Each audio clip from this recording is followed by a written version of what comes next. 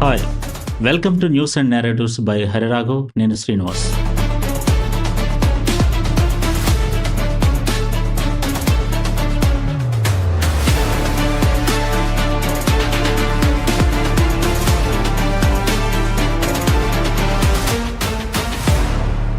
ఒక చిన్నారి తప్పు చేస్తే మనం ఏం చూస్తాం? ఆమె చేసిన మాటనా? లేక ఆమె ఇంకా నేర్చుకుంటున్న మనిషి అనే వాస్తవాన్నా? ఇదే ప్రశ్న ఈ సంఘటన మన ముందుకు తీసుకొస్తోంది.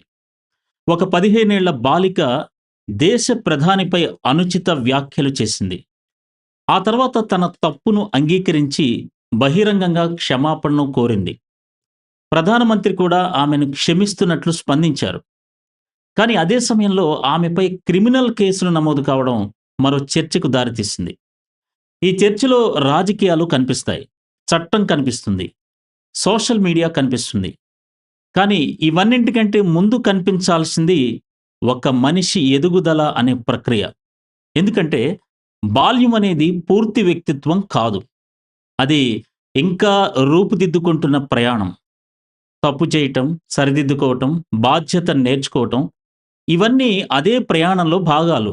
కాబట్టి ఈ సంఘటనను కేవలం ఒక రాజకీయ వివాదంగా కాకుండా ఒక సమాజం తన పిల్లలతో ఎలా వ్యవహరిస్తుందనే ప్రశ్నగా కూడా చూడాల్సిన అవసరం ఉంది. మనిషి మాట్లాడే భాష అతని వ్యక్తిగత ఆలోచన నుంచే పుడుతుందని మనం అనుకుంటాం. కానీ వాస్తవానికి భాష చాలా సందర్భాల్లో మనం నివసిస్తున్న సంస్కృతి నుంచి వస్తుంది. ఇంట్లో వినే మాటలు, టెలివిజన్లో చూసే చర్చలు, సోషల్ మీడియాలో వైరల్ అయ్యే వీడియోలు, రాజకీయ సభల్లో వినిపించే పదజాలం ఇవన్నీ కలిసి మన ఆలోచన ప్రపంచాన్ని నిర్మిస్తాయి.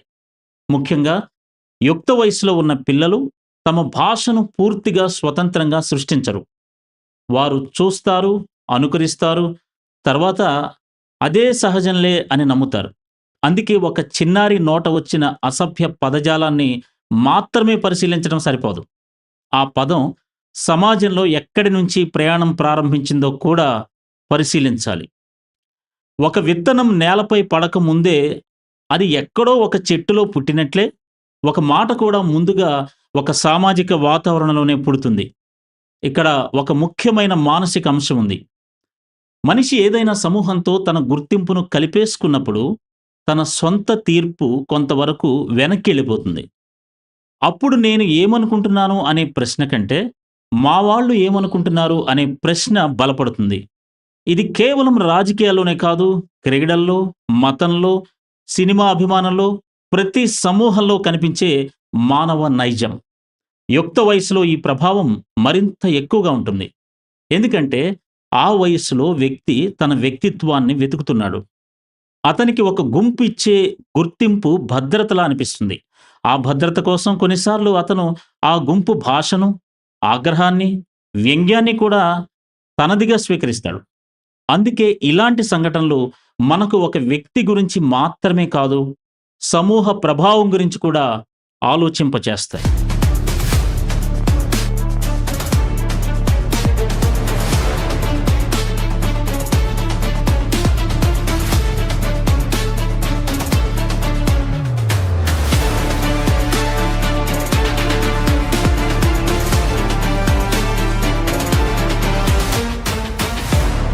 అయితే ఈ చర్చలో మరో ప్రశ్న కూడా సమానంగా ముఖ్యం.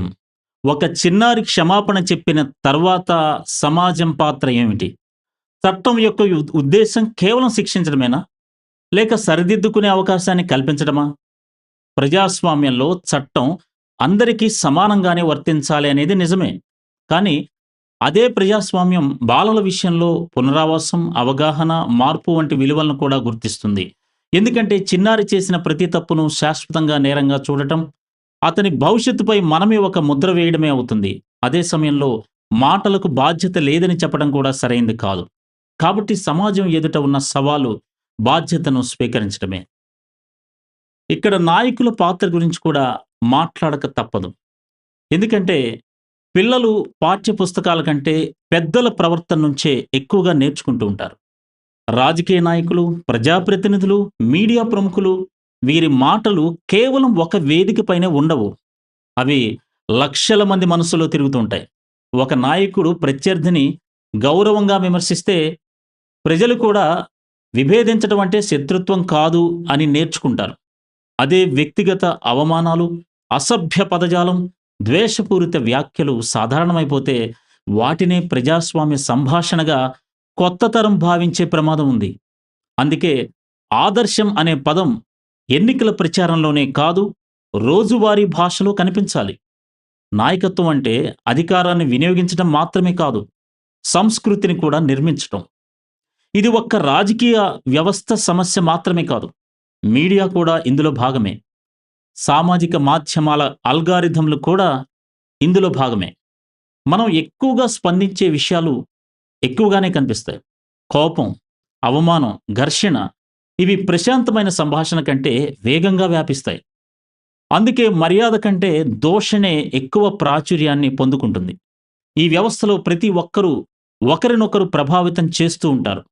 రాజకీయాలు మీడియాను ప్రభావితం చేస్తాయి, మీడియా ప్రజలను ప్రభావితం చేస్తుంది, ప్రజల స్పందన మళ్ళీ రాజకీయాలను ప్రభావితం చేస్తుంది. కాబట్టి ఒక బాలిక వ్యాఖ్యను మాత్రమే విడిగా పరిశీలిస్తే మొత్తం వ్యవస్థలోని పరస్పర ప్రభావాలను మనం మిస్ అయిపోతాం.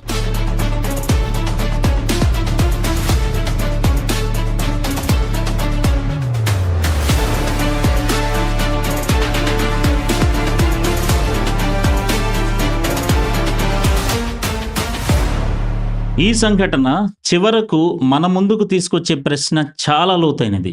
మనం ఎలా ఉండే సమాజాన్ని నిర్మించాలనుకుంటున్నాం? తప్పు చేసిన వారిని వెంటనే శత్రువులుగా ప్రకటించే సమాజమా? లేక తప్పును ఖండిస్తూ మార్పుకు కూడా అవకాశం ఇచ్చే సమాజమా? మాటలకు బాధ్యత ఉండాలి, అదే సమయంలో క్షమాపణకు విలువ కూడా ఉండాలి. ఈ రెండింటి మధ్య సమతుల్యతే నాగరికతకు నిజమైన పరీక్ష. ఎందుకంటే క్రమశిక్షణ అనేది కేవలం బలహీనుల కోసం ఉండే నియమం కాదు. అది అధికారంలో ఉన్నవారికి, ప్రజలకి, పిల్లలకి సమానంగా వర్తించే విలువ. చివరికి కొన్ని సంవత్సరాల తర్వాత ఈ సంఘటనను ఎవ్వరూ గుర్తుంచుకోకపోవచ్చు.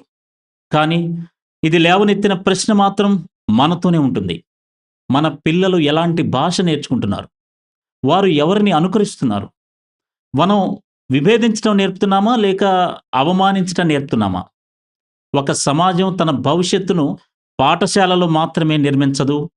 అది తన ప్రజా సంభాషణల్లో, తన రాజకీయ సంస్కృతుల్లో, తన కుటుంబాల్లో, తన రోజువారీ మాటలో నిర్మిస్తుంది. అందుకే ఈ సంఘటనను చూసినప్పుడు మనం కేవలం ఒక బాలిక గురించి ఆలోచించకూడదు. ఆమె ఎదిగే ప్రపంచం గురించి కూడా మనం ఆలోచించాలి.